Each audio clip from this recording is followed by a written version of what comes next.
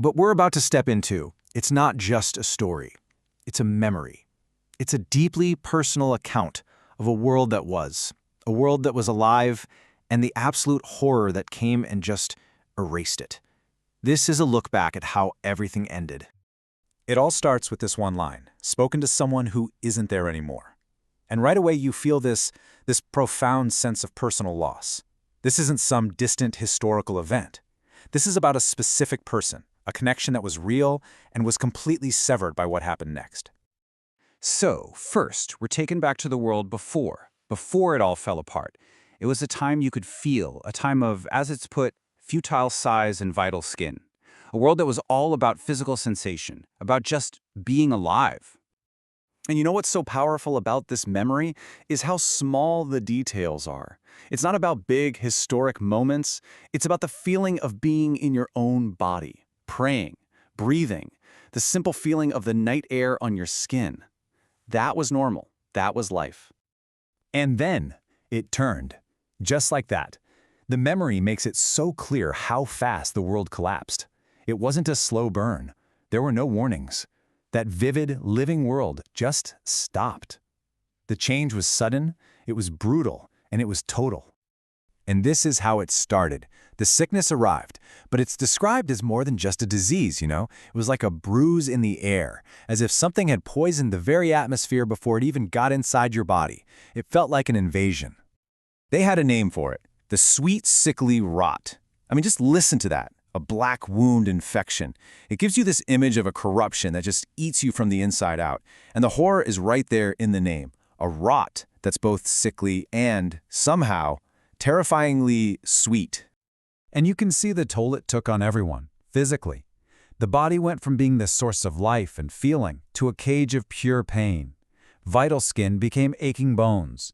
The feeling of a gentle touch was replaced with swollen limbs. The one thing you owned, your own body, was turning against you. So the focus pulls back here, from one person's suffering to this, unending line of societal collapse. It's like everyone was forced into the same last dance, a dance where everyone's eyes are closed and who you were before means absolutely nothing. And I mean everyone, the king, the slave, a little kid, the emperor, all those titles and distinctions were just gone. This rot was the one thing that made everyone equal, uniting them all in the exact same miserable end.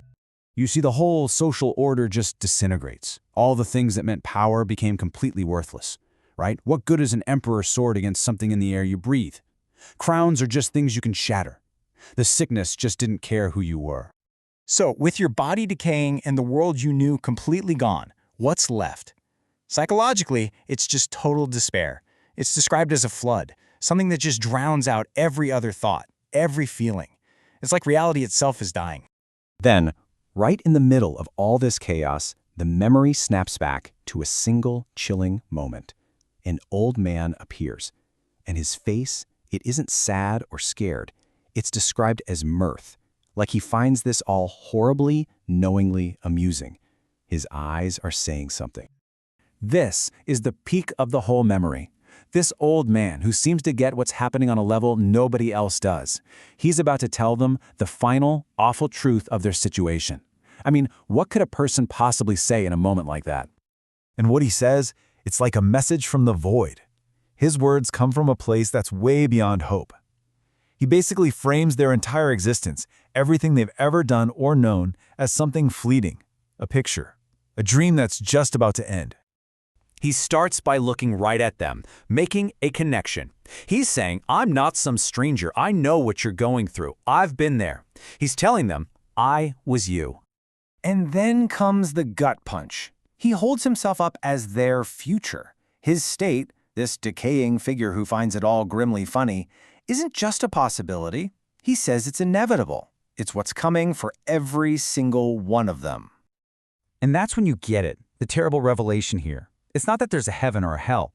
The real horror he's sharing is that there's nothing, just a complete and total absence of anything after this. This is the awful wisdom he's giving them. He's forcing them to look around at all their pain, their memories, their entire lives, and accept that there's no big reason for any of it. It just was, and now it's ending. And he hammers that final point home. He needs them to understand what this is. It's not just death, like the end of life. It's eternal death, the end of being, the end of you forever. There is no after. So when you're faced with that, what do? The person telling this story is just torn apart by two impossible wishes. First, just begging to forget, to erase the memory of who they were and what they've lost. But at the same time, begging to get it all back. They're trapped between wanting nothingness and wanting the past. The old man's message just ends on this note of absolute finality. There's no more chances. The time for living is gone. All that's left is for you to become dust. That's your legacy now, dust. And the memory leaves us with this one final, haunting question. After you've lost everything, after the absolute worst thing you can imagine has happened and is now your reality, what do you long for? The answer here is to try what you once feared. It makes you wonder, when all that's left is horror, is the only thing left to want the one unknown you were always too afraid to face? What could that even be?